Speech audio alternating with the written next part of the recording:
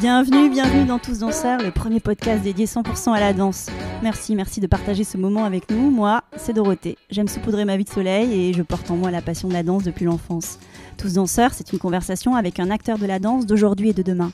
On y parle de toutes les danses. Un temps suspendu pour découvrir des parcours insolites de femmes et d'hommes qui vivent passionnément danse, des artisans du mouvement. Danseurs et athlètes, costumiers, chorégraphes, metteurs en scène, musiciens, chercheurs, des créateurs et ouvriers de la danse.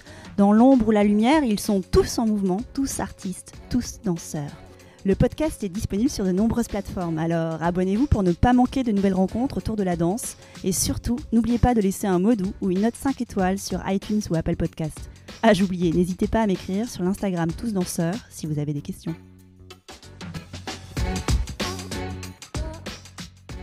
Aujourd'hui, je reçois Bleuen Battistoni, danseuse étoile de l'Opéra national de Paris. Depuis sa récente nomination du 26 mars, Bleuen, sous les feux des projecteurs, traverse un tourbillon d'émotions. C'est aussi l'occasion pour elle de remercier celles et ceux qui ont joué un rôle dans son parcours et de rappeler avec humilité ce qui est important dans sa vie de danse. On l'écoute avec joie. Cette conversation publique a été enregistrée au Café Rose de Repetto, au Bon Marché, le 2 avril. Merci à tous d'avoir imaginé cet événement autour de la danse. Bonsoir à tous, merci d'être là. Après ce moment de danse, on va continuer avec une conversation autour de la danse, mais pas une conversation dansée. Je suis superbement accompagnée de Bleuen Battistoni, fraîchement nommée danseuse étoile. Merci d'être là. Merci.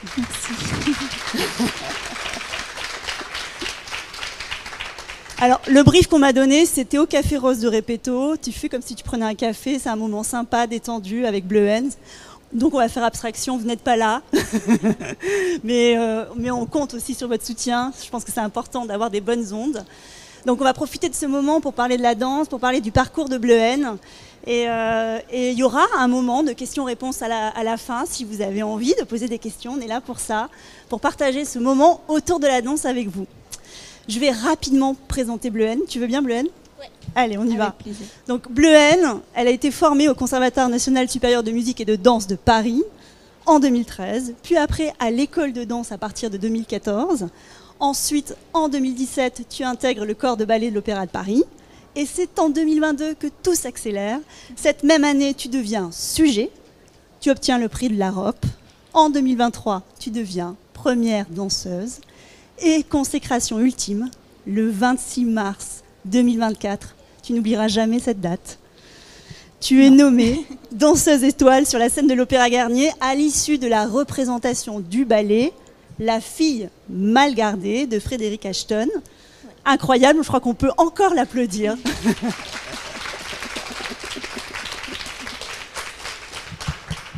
Quand on a préparé cette intervention au Bon Marché avec Repetto, on avait prévu de faire ce moment avec Bleuen.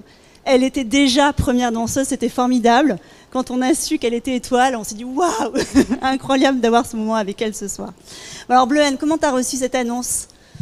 C'était une grosse surprise parce que ça arrive à la fin d'un spectacle. Dans certaines conditions, il faut qu'on ait fait un premier rôle, que le spectacle se soit bien passé et qu'on danse avec une étoile.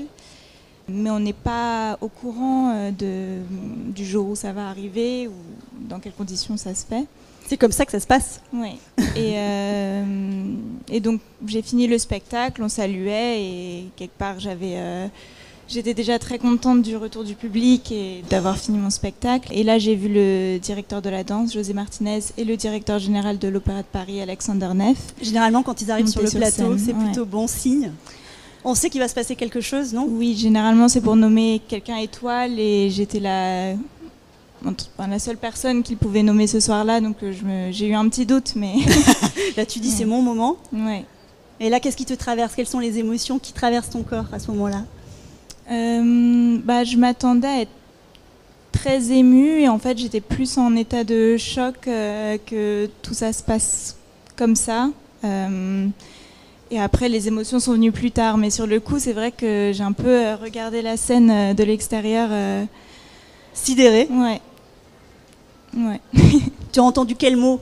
J'ai pas vraiment de souvenir de ce qu'il a dit exactement parce que j'étais tout oublié, mais, sous le choc. Mais À un moment, il a dit qu'il avait l'honneur de nommer probablement la phrase magique, Danseuse étoile, et ouais, ce mot, et puis après les applaudissements. Et alors les premières pensées, elles ont été pour qui? Pour mes parents, pour ma famille qui n'étaient pas dans la salle ce soir-là, qui sont venus aux 2 autres spectacles que j'ai fait de La fille mal gardée. Ouais, pour tous mes proches qui n'étaient pas là ou pas là et qui m'ont accompagnée. Et du moment où j'allais leur annoncer, au final ils l'ont su plutôt avant que je leur annonce moi-même, mais de leur réaction un peu. Ouais. Et recevoir cette nomination sur le rôle de Lise, qu'est-ce que ça représente pour toi? C'était pas forcément un rôle sur lequel j'imaginais ma nomination, dans le sens où c'est pas le rôle le plus mythique du répertoire, mais au final je trouve que ça arrivait à un moment où je me sentais prête à ce que ça arrive, et j'ai senti que c'était un rôle qui m'avait énormément fait grandir, et je pense que c'est un peu le principe de ces nominations, c'est de reconnaître le moment où un danseur ou une danseuse éclot, et j'ai eu la sensation de vivre ça avec ce rôle. Tu y as trouvé quoi dans ce rôle? C'est un rôle qui demande beaucoup de jeu, de théâtralité, parce que c'est dur physiquement et techniquement, mais en fait c'est pas le but du ballet, c'est vraiment de raconter une histoire, c'est très joyeux, il y a beaucoup de complicité avec mon partenaire et le danseur qui joue la maman de Lise, et c'est vraiment mettre la danse au service de l'histoire, et moi qui suis assez technique et qui ai du mal des fois à me laisser prendre par le jeu et à oublier ma technique pour raconter plus une histoire, ça a du coup été un peu un challenge, et j'ai dû vraiment penser le ballet dans ce sens-là. En ça, je pense que j'ai beaucoup appris au final sur cette production. Travailler des capacités d'interprétation, ouais. La joie, le bonheur d'être là. La joie, l'humour, il y a beaucoup de jeux dans ce ballet. L'espièglerie. Voilà. Ouais. Le mécontentement, enfin vraiment Lise, elle est très c'est un personnage qui a beaucoup de caractère et qui est très ouvert et qui montre ses émotions tout le temps, donc faut montrer quand on est énervé, triste, content, donc, ouais. Est-ce que vous entendez bien? Oui. Ah, c'est parfait alors, parce que nous on n'a pas beaucoup de retours, on s'entend assez peu, donc si vous vous entendez très bien, c'est parfait. Et alors, est-ce que tu avais perçu en amont de cette nomination des changements de regard à ton égard au sein de la compagnie? Donc j'avais vu qu'on commençait à me faire confiance pour des rôles, ce qui est généralement bon signe. Après, ça ne veut pas forcément dire qu'une nomination arrive, c'est déjà super de faire des rôles. Après, parmi les danseurs, j'ai pas forcément fait gaffe à ce changement-là, mais j'étais contente parce que je sentais qu'en tout cas les partenaires que j'avais ou les personnes avec qui je dansais étaient réciproquement contents de danser avec moi, donc il y avait une forme de confiance qui commençait à s'établir avec des partenaires, mais j'ai pas forcément fait gaffe à un changement de perception de la compagnie. Donc oui, tu es programmée sur Giselle. Oui. Donc là, bien sûr, c'est la fin. Film à garder. Oui, on a fini tous les spectacles. Et donc c'est Giselle qui arrive et on pourra te découvrir encore dans Giselle. Oui.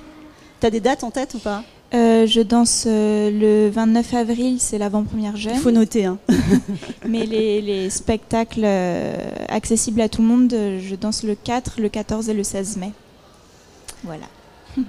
Tes premiers remerciements publics ont été pour une enseignante, Guillemette Mérieux, qui t'a accompagnée de 4 ans à 14 ans, et d'une coach aussi qui a beaucoup compté, qui compte encore beaucoup pour toi dans ton parcours, qui s'appelle Elisabeth Morin.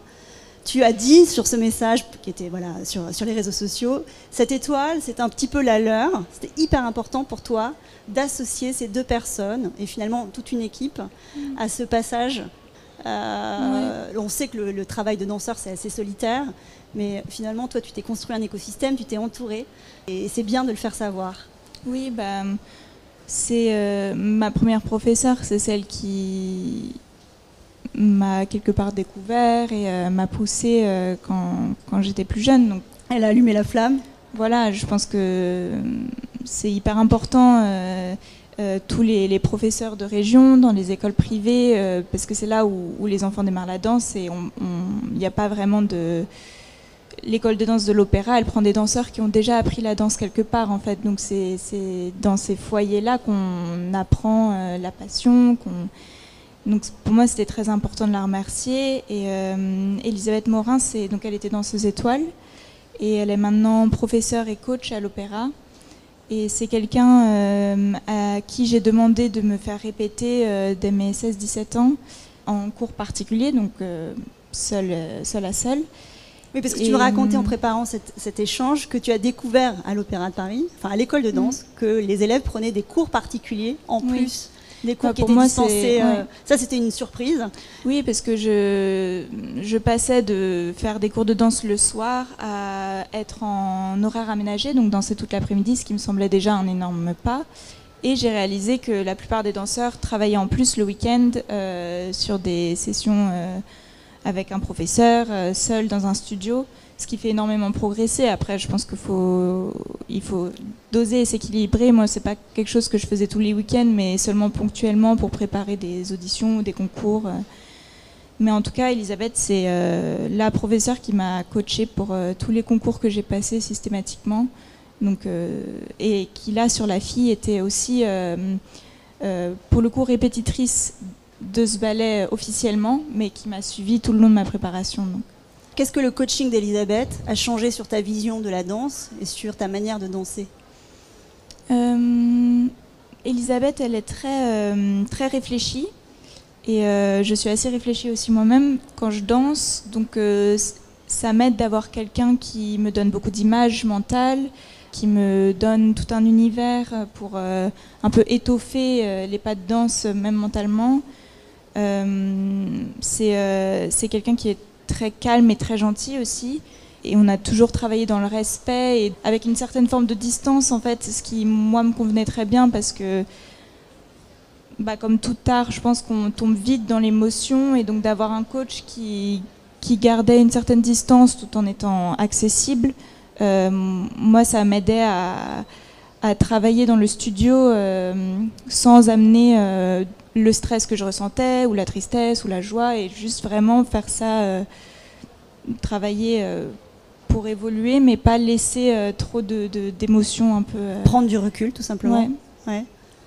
Et sur la vision de la danse qu'elle t'a transmise, il y a des choses que tu pourrais nous partager aujourd'hui ? Elisabeth, c'est comment dire ? C'est vraiment une mémoire de la danse parce qu'elle a travaillé avec énormément de danseurs de la génération d'encore avant qui sont aujourd'hui vraiment mythiques pour nous.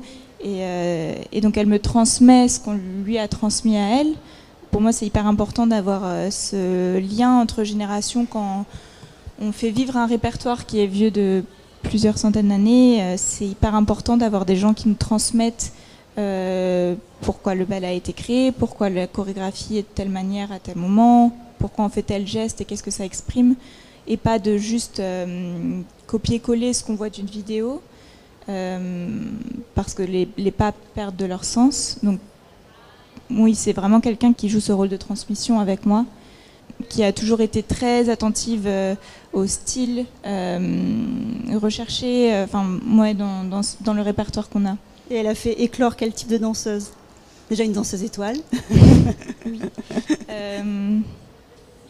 Je ne sais pas encore forcément me définir sur un type de danseuse. Je pense que c'est aussi bien de rester assez ouvert sur une versatilité et sur différents types de danseuses que je pourrais être. Mais en tout cas, elle a fait éclore une danseuse qui est, je pense, calme, réfléchie et très investie. Et je pense que c'est des bonnes qualités pour évoluer dans une carrière à long terme. Et alors le regard que tu portes sur la petite fille que tu as été, qui rêvait de s'accomplir par la danse, tu y as pensé ça, ce soir-là, le 26 mars ? Oui, j'y ai pensé. En fait, j'ai pas eu une vocation très tôt. À 5 ans, je faisais de la danse une fois par semaine, un peu comme ça. Donc quand je pense à cette petite fille, elle se demanderait probablement ce que je fais aujourd'hui parce que je savais pas que c'était un métier avant, je pense, 10-11 ans. Mais par contre, la petite fille de 12 ans qui regardait beaucoup de vidéos, qui rêvait d'aller à Paris pour danser, ça j'y pense, oui. Tu as posté des images de toi, je pense que ça avait cet âge-là, 12 ans à peu près. Donc en remerciant effectivement ces deux personnes qu'on a citées. Donc il y avait aussi cette association-là, te voir aussi quand tu étais petite. Oui, parce avec que je pense que... cette envie de danse. Oui, une envie de danse. Et puis je trouve ça super d'avoir une passion et même sans aller au bout de cette passion, de poursuivre des rêves d'enfant et de continuer dans une discipline qu'on a appris enfant. Ça, je trouve ça super. Donc de montrer que j'ai poursuivi ce rêve, je trouve ça chouette à montrer. Et de continuer à alimenter la machine à rêve. Ouais. Alors tu me disais aussi que ce qui est important pour toi, ce n'est pas que te définir par la danse. Assez rapidement, tu as manifesté de la curiosité pour d'autres choses, des envies d'ailleurs, pour être une artiste globale, à part entière. Tu peux nous en parler ? Oui, quand j'étais à l'école de danse, dans un cursus en horaire aménagé, on avait l'école le matin et la danse l'après-midi. Et c'était très intense et globalement, on était tous beaucoup plus passionnés par l'après-midi que le matin. Et en fait, en rentrant dans la compagnie, les premières années, on peut avoir des périodes où on danse moins et on est un peu moins occupé par les répétitions ou challengé parce qu'on a moins de coaching justement, on doit être plus indépendant. Et à ce moment-là... on danse moins aussi. On danse moins et moi c'est quelque chose que j'ai pas forcément très bien vécu tout de suite parce que j'avais besoin d'un temps d'adaptation et j'ai mieux vécu cette période quand j'ai cherché à faire un peu autre chose. J'ai fait une licence en ligne pour un peu m'éduquer ailleurs. J'ai essayé de vivre aussi un peu une vie parisienne culturelle, d'aller voir autre chose, lire des livres, d'être une personne à part entière. Et c'est quelque chose qui m'a au final aidée dans ma carrière de danseuse, d'être une artiste et une personne un peu plus complète. Et je trouve que c'est vraiment important de chercher ça pour soi-même et de ne pas attendre des autres d'être 100% investi dans une seule discipline parce qu'au final c'est pas forcément très sain. De ne pas se remplir que de danse. Ouais. Revenons aussi sur ce parcours qui n'a pas été finalement sans obstacle. On se dit elle a 25 ans, elle est danseuse étoile, c'est formidable. Quelle fluidité dans son parcours. Tu me disais quand même que ça n'avait pas été si évident quand tu as intégré le corps de ballet en 2017. Il y a eu quelques années effectivement où les choses se sont construites assez lentement jusqu'à ce 2022 où tout s'accélère. Comment toi tu as vécu ça ?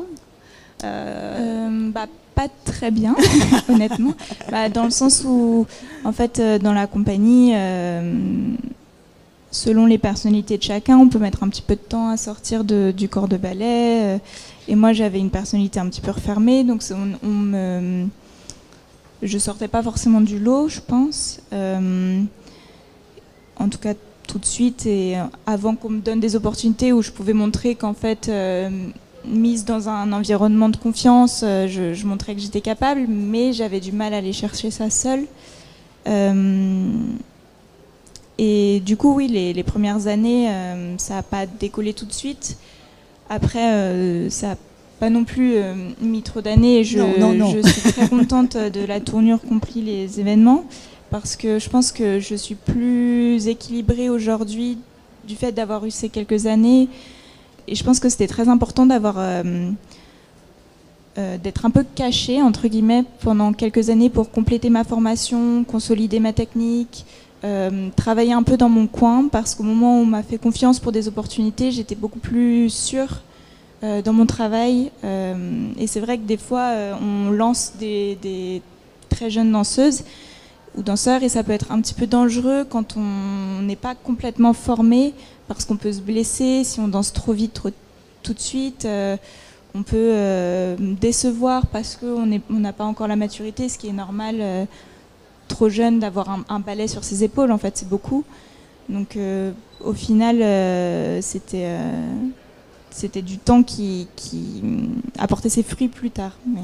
Ouais, tu y as appris la résilience, l'audace, et finalement la maturité Oui. pour devenir l'artiste que tu es. Quand on t'a appelé au pied levé pour remplacer Alice Renavant, ça fait partie des moments un peu forts aussi de ton parcours, j'imagine. On a vu éclore la danseuse que tu étais. C'est aussi savoir affronter ces moments-là. Ouais. Bah, je pense qu'il n'y a pas vraiment de moyens pour se préparer à affronter ces moments-là parce que c'est très particulier. Les remplacements, c'est un peu le baptême du feu. On sait gérer ses nerfs ou on ne sait pas les gérer et on peut être un très bon danseur sans savoir être un bon remplaçant par ailleurs. Mais c'est vrai que c'est une fois que j'ai été mise dans cette position dans un moment de grande pression, savoir rester calme et savoir rester un peu méthodique sur ce que j'avais à faire, que j'ai montré qu'on pouvait me faire confiance un peu tout terrain, un peu dans toutes les conditions. Donc, ouais. C'est tout l'enjeu, c'est démontrer qu'on peut te faire confiance. Oui, parce qu'en fait, c'est dans des théâtres aussi mythiques, avec autant de spectateurs qui regardent le ballet, voilà, le prix des places n'est pas accessible à tout le monde. Donc, en fait, quand on a un premier rôle dans un ballet dans ces conditions, c'est une énorme confiance qu'on nous fait parce que l'opéra, c'est gage de qualité. Donc, on vend des spectacles qui sont de très haute qualité. Donc, si on nous fait confiance pour ces spectacles, il faut être à la hauteur de la qualité qui est notre maison. Donc, ouais.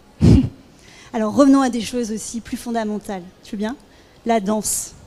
Pourquoi la danse ? Honnêtement, je ne sais pas trop pourquoi à la base. C'était plus un hasard toute petite. Ça, on l'a compris. Oui. Après, pourquoi j'ai continué, je pense que le côté un peu solitaire de la danse, c'est entre guillemets un sport collectif parce que c'est un travail de groupe et on est toujours en cours avec d'autres danseuses. Mais la musique se passe et en fait, on fait l'exercice seul et on est seul face à ses progrès, alors accompagné par un professeur, mais on dépend un peu de soi et je pense que ça, c'est quelque chose qui m'a plu, d'avoir un peu cette recherche personnelle. Et je pense que ce qui m'a vraiment poussée à continuer, c'est la scène et c'est par rapport à la personnalité que j'avais dans la vraie vie, c'est de pouvoir être quelqu'un d'autre en scène et être plein de personnes en fait différentes en fonction de ce qu'on fait. Ça, c'est vraiment ce qui m'a fait continuer dans les moments où c'était plus difficile, où forcément c'était quand j'allais en scène, je me disais bon, j'aime toujours ça en fait quand même. La magie de la scène, de pouvoir être quelqu'un d'autre le temps d'une soirée. Et dans la danse classique spécifiquement, dans cette écriture, dans ce langage, qu'est-ce que toi tu y as trouvé ? La danse classique, c'est très, très exigeant techniquement et physiquement. Et ça peut être frustrant, je pense, pour beaucoup de personnes parce que ça demande des positions très justes, très correctes, qui sont difficiles à faire et à refaire avec les douleurs, les courbatures, l'âge, etc.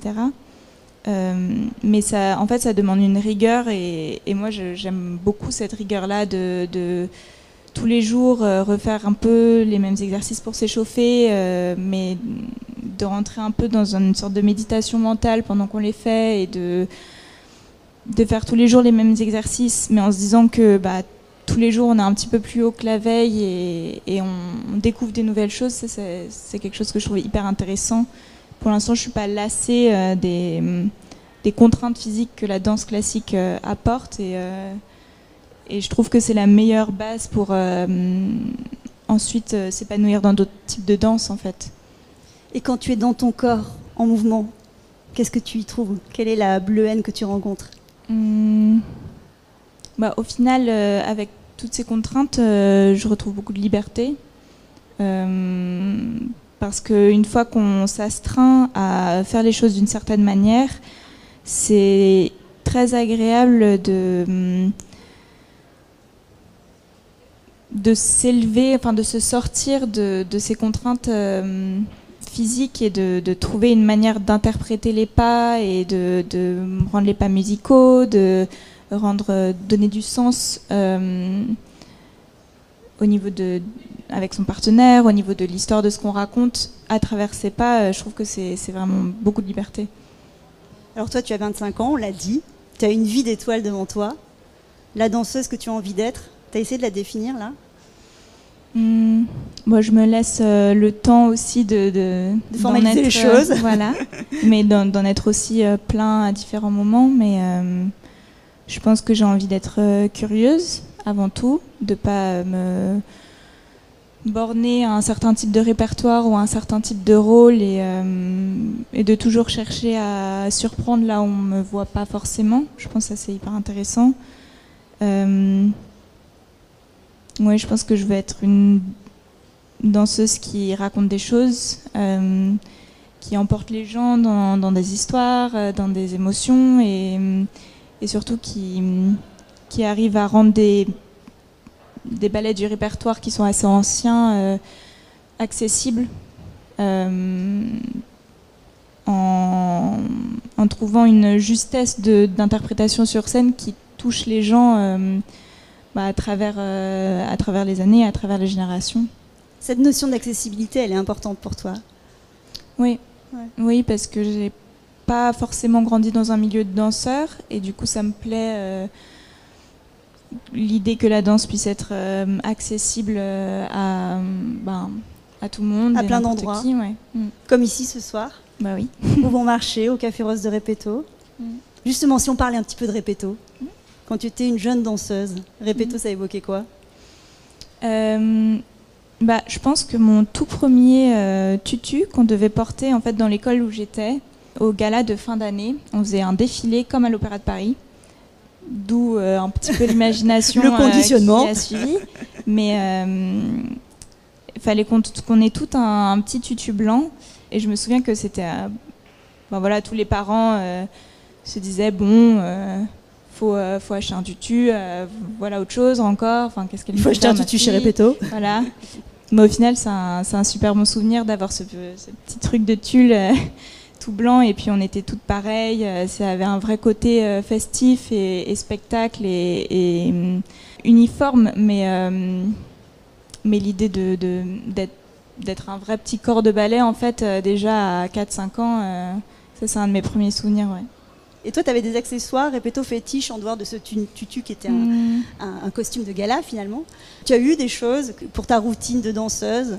Quand je suis rentrée au conservatoire, je me souviens que l'une des premières choses qu'on allait faire, c'est d'aller à Repetto pour acheter les juste-au-corps que j'allais porter et les petites tenues que j'allais porter tous les jours. Et je me souviens d'être très fière d'avoir mes juste-au-corps, d'aller dans la boutique à Paris. Enfin, ouais, ça faisait partie un peu de cet univers de danse dont j'étais assez fière d'appartenir. Et aujourd'hui, quand tu es en studio, est-ce que tu as une tenue particulière? Qu'est-ce que tu aimes? Je mets toujours des juste-au-corps, collants. J'aime bien me mettre en collant rose plutôt que noir parce que ça travaille mieux les lignes, ça les cache moins. Montrer les lignes au maximum, ouais, c'est important. Montrer les lignes pour les travailler en fait, pour les façonner dans le travail. Et puis... T'as un juste-au-corps fétiche? Moi j'en ai plusieurs, ouais. Ils sont de quelle couleur? Je mets beaucoup de vert. Ah, de vert. Alors que je crois que le vert porte malheur sur scène, il me semble. Mais moi j'ai du vert tous les jours. Finalement ça t'a plutôt réussi. Voilà. On va faire 2 petites questions pour conclure. Alors finalement, une vie de danse, c'est une vie de quoi? C'est une vie très intense. C'est une vie de sacrifice, mais de sacrifice heureux, je dirais, et qui vaut le coup. T'es heureuse toi aujourd'hui? Oui. Ouais. Et est-ce qu'on est tous danseurs? Moi je pense qu'on l'est tous, oui. On a un peu de danse en nous? Moi, je pense que... Il y a Dorothée qui me fait des signes là-bas. Oui. On a tous envie, quand on entend une musique un peu rythmée, seul dans sa chambre ou dans sa douche, de un peu bouger en rythme. Je pense qu'on a tous une part de danseur en nous. Oui. Merci infiniment, Bleuette. Merci. Est-ce que tu veux rajouter des petits mots ou des grands mots pour la fin? Non? On a tout dit. Je pense qu'on va laisser place aux questions. En tout cas, merci pour vous avoir partagé ce portrait. On peut l'applaudir.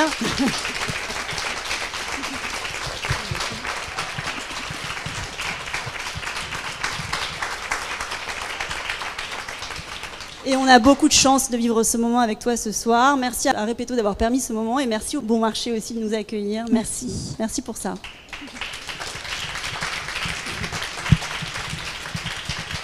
Voilà, clap de fin. À très vite pour refaire danser les mots ensemble le temps d'une conversation. Merci d'avoir passé ce moment avec nous. Et n'oubliez pas, nous sommes tous danseurs. Le podcast est disponible sur de nombreuses plateformes, alors abonnez-vous pour ne pas manquer de nouvelles rencontres autour de la danse. Et surtout, n'oubliez pas de laisser un mot doux ou une note 5 étoiles sur iTunes ou Apple Podcasts. Ah, j'oubliais, n'hésitez pas à m'écrire sur l'Instagram Tous Danseurs si vous avez des questions.